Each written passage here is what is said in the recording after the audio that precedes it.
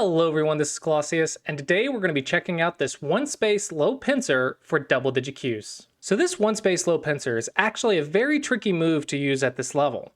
While on the one hand, it can be very difficult for white to play, the follow-ups for black can also be a bit tricky, and if you mess it up, you can get into a lot of trouble. So let's look at the simplest responses first. The simplest response for white would be to just run away with the one space jump. From there, black wants to make a base. So we can either go one space or two space. So if we go one space, then white jumps, black jumps. Or black can go two space, white jumps, and then black makes a base. There is a little bit of weakness right here, but mostly this is following the basics of make a base for your groups. However, the complication comes when black plays this move. After this move, the situation gets a little difficult for white. So here, if we just try to run away, we can't really play a knight's move because this cut is not in our favor. We could try to ladder,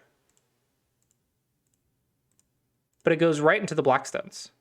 And if we try to net, you can see this 1 point jump actually gets us in trouble.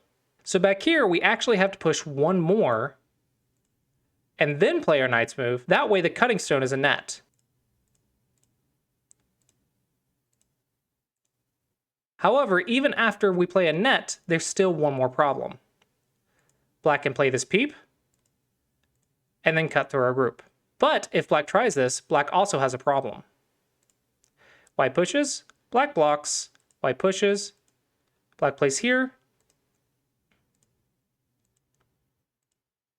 And you can see that black actually has a lot of potential weakness.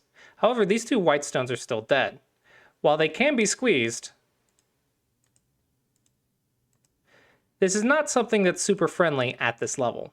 Also, black has way too large of a corner for this to be good for white. So because of that, I think the Josekis revolving around this move are going to be too complex for a double-digit Q player to handle. If you are enjoying this lecture, consider signing up on my website at seansgogroup.com for even more lectures and access to your own OGS stats. And if you would like me to check out your games, then join the Clossi League for periodic game reviews. For even more directed advice, consider signing up for lessons where I meet with you one-on-one to find a specific study plan that works for you and your game. Get all of this and more at seansgogroup.com. So let's talk about a simple solution. If white plays here, we can actually try to make life in the corner. This feels very natural for this level.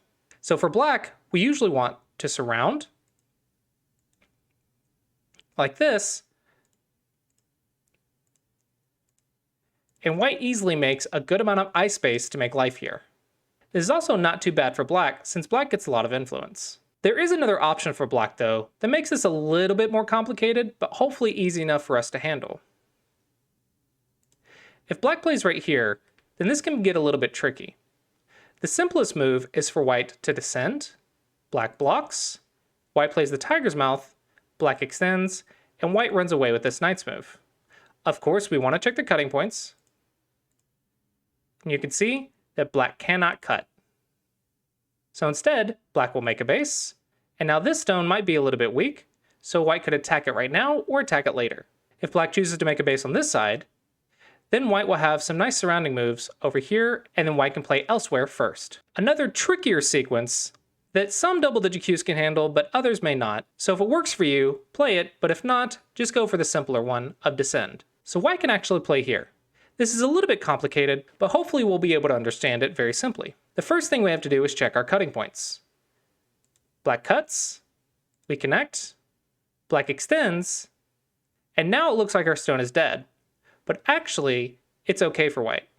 Because if white cuts, black takes, white plays, black goes here, and white actually plays this net. So this is actually a false net because there's a cutting point here.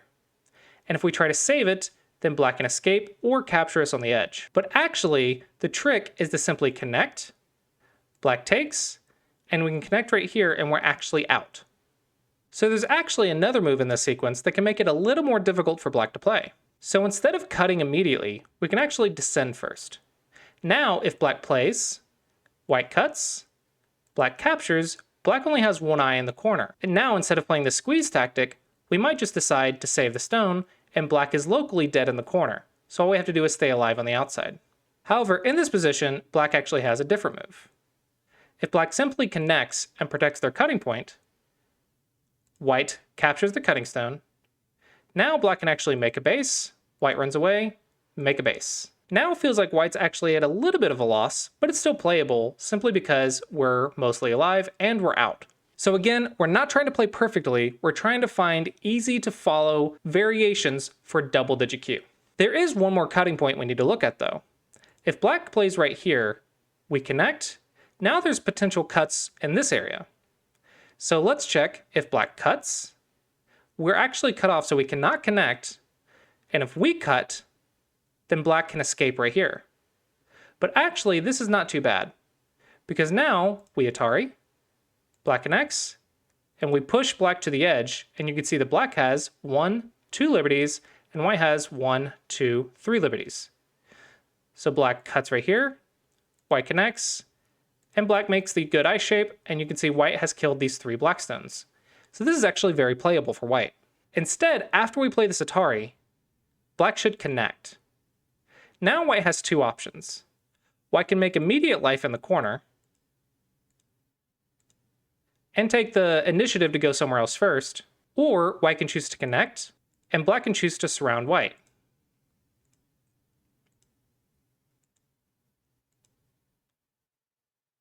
And now black has the initiative to play first. We don't need to save this stone, since this doesn't affect our base. If we play somewhere else, and white captures, we will get this very nice tiger's mouth, and we know that tiger's mouths are really good for eyes. So this is a very strong position for black. As some of you may have caught, there's actually a Tsuji here for black. Black can actually play right here, because it threatens this double Atari. So if we cut, black connects, and we try to capture, there's a double Atari. However, this is known as the double Hane Tsuji. I think this is a little difficult for double-digit Q players to remember, so I'm not going to worry about it. I think it's actually a better habit for black to just connect the cutting point. This is more commonly used in the middle game at the double-digit Q level. So again, I want you to remember, while this one is a little bit more complicated, if you can remember it, it can be pretty useful. But again, if this one causes you trouble, just don't play it. Instead, play this descending move, and simply run away. This is probably one of our simplest sequences that we can find. And that is a very simplified one-space low Pincer Joseki for double-digit Q players. Always remember, your goal is not to memorize the Joseki, but to understand the purpose of each move. Very often your opponent will not play the exact moves of a Joseki, and you need to understand what your goal is or what your moves mean in order to respond correctly to an abnormal move. With that, I hope you guys find this video helpful. If you have any questions, leave them in the comments below, and I'll try to answer them as best I can. Until next time!